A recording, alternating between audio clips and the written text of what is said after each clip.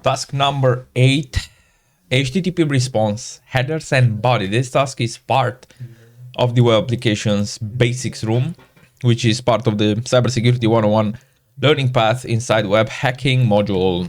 Response headers. When a web server responds to an HTTP request, it includes HTTP response headers, which are basically key value pairs. These headers provide important information about the response and tell the client, usually the browser, how to handle it. Picture an example of an HTTP response with the headers highlighted. Key headers like content type, content length, and date give us important information or details about the response and the server sends back.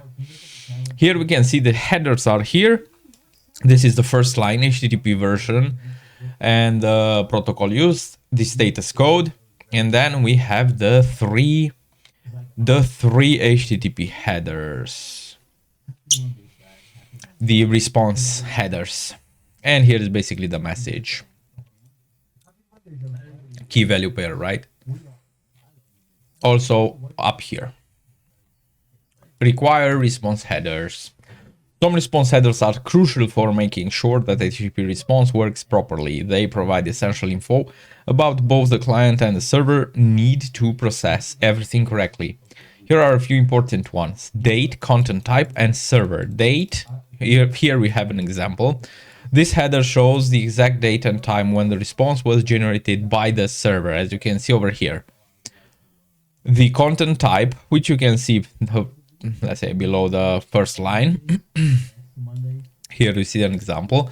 It tells the client what kind of content it's getting, like whether it's HTML, JSON, or something else. It also includes the characters like UTF-8 to help the browser display it properly. And then the server. In our case, we don't have server here, but here is an example. This header shows what kind of server software is handling the request. It's good for debugging, but it can also reveal server information. Maybe that is why we don't see it here. That it might be useful for attacks, so many people remove the obscure this one, which is a good practice to not display the server type.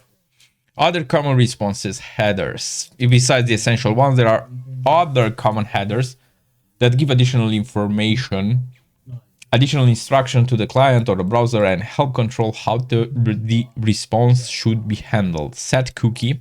Example we have over here. This one sends cookies from the server to the client, which the client then stores and sends back for future requests. To keep these things secure, make sure cookies are set with the HTTP only flag so they can be accessed by JavaScript. They can't, and the secure flag, so they are only sent over HTTPS. Cache control. Here we see the example.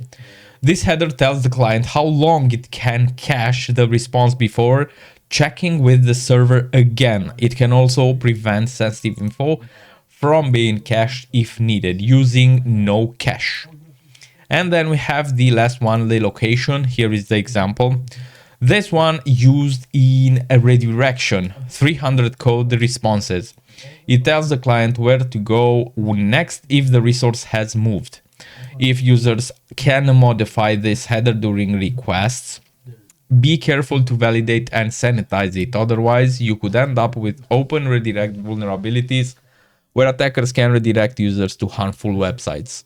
Response body. The HTTP response body is where the actual data lives. Things like HTTP, JSON, images, and so on, that the server sends back to the client. To prevent injection attacks like cross-site scripting, always sanitize and escape any data, especially user-generated content, before including it in the response. Answer the questions below. Which HTTP response header can reveal information about the web server software and version, potentially exposing it to security risks if not removed? The server one. Which flag should be added to cookies in the set cookie HTTP response header to ensure they are only transmitted over HTTPS, protecting them from being exposed during unencrypted transactions? Secure flag in, so they're only sent over HTTP. which flag should be added to cookies in the set cookie HTTP response header to prevent them from being accessed via JavaScript, thereby enhancing security against cross-site scripting attacks. HTTP only.